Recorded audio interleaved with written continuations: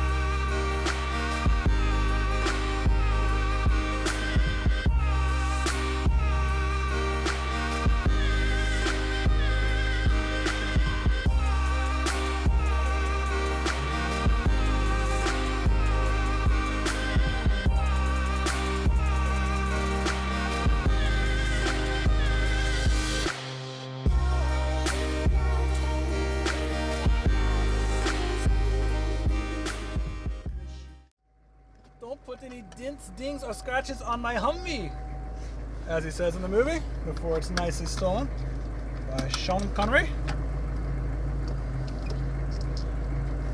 Push the parking brake all the way forward. There's no gear selector here, so you're kind of just, you gotta know where drive, neutral, and reverse are located, which most people do. And we're off. And for this edition of Will It Scrape, I don't think we have to ask that question, because this thing wouldn't scrape if you drove over a couple of parking blocks. If there was ever a car befitting of Sean Connery's character in the movie, it's definitely the H1. You know, he's supposed to be this ex-Navy, ex-Army guy who's they brought in to go into The Rock, and it's great that the first car he steals when he gets out of prison is something that, you know, is definitely meant for the purpose of destruction of you know, and pretty much anything you run into it you're going to destroy. But it's got great capabilities. Bombing the hills of San Francisco might be a little bit difficult, you know, just because it's getting up to speed and stuff like that. But of all the cars you could use for his character in the movie, I think this is a great example of that. And it was at a time when in the 90s, a lot of people started driving these on the streets. It's when they started becoming more popular, you know, not just as a car that was used in war, but as a car that was being driven more and more on roads by civilians. And then, of course, we eventually had the H2 and the H3, which are shadows and just do not pale or do not have anything in common really with the original H1. I mean, this is just the ultimate bad boy SUV. One thing I was actually surprised as shocked when I got inside this H1 Humvee is it has really nice interior amenities. The air conditioning works really, really well. It's got a full-on, you know, modern-day Alpine CD player, tons of cup holders, and tons of room in the back for kids. I've actually driven another one and had about 4 girls sitting in the back, so it was really cool to see. There's tons of space, and you have the speakers, you have a nice auto-dimming mirror with a compass and temperature. So a lot of little amenities that you wouldn't expect in such a crazy off-road vehicle that are really nice surprise. The first thing that I like about this H1 is the configuration. The rear flatbed, or liftgate if you want to call it, where you can put in dogs, kids, large flat screen TV. So it's, you know, you have to, the reason why people buy large SUVs is for that you can carry stuff in them. And this car, of course, is no different.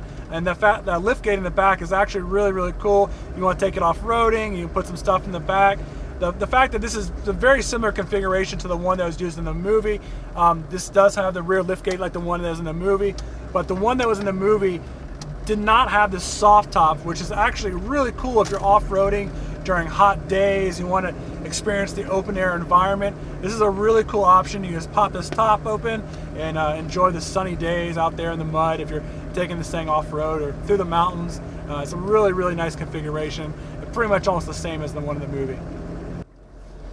My second favorite thing about this H1 Humvee is the auto inflate and deflate feature of the tires. You can actually control both front and rear independently, and there's a readout gauge for the tire pressure, so you know exactly what the difference is between front and rear. And the reason for this option is when you're stuck in mud, you want to increase the surface area of the tire. A lot of times it's beneficial to let some air out, and then of course if you deflate it too low, you go back onto another road surface, you need to inflate it to bring it up to a, a drivable condition. So this is a really cool feature located right here near the shifter and all the other controls. But on some of the wheels, you can actually see the gauge that lets, or the device that lets the air in and out. These ones are actually covered up, so it's got a nice look to it. But that's such a cool feature. When this car eventually came out, that was probably one of the most highlighted features of it. And still to this day, if you ask me, I can't think of any other modern day cars that have this in terms of an off-road vehicle. And this car's got amazing capabilities, and this is a very crucial part to those capabilities, is this ability to inflate and deflate the tire pressure. So very cool still to this day. The third thing that I really like about this car is something you really can't see unless you're just kind of looking at it from like below, is the actual functionality and capabilities of this car. There's some amazing videos of this car doing pretty much the impossible. There's one where it nudges up against a vertical wall and proceeds to crawl up it with the front wheels.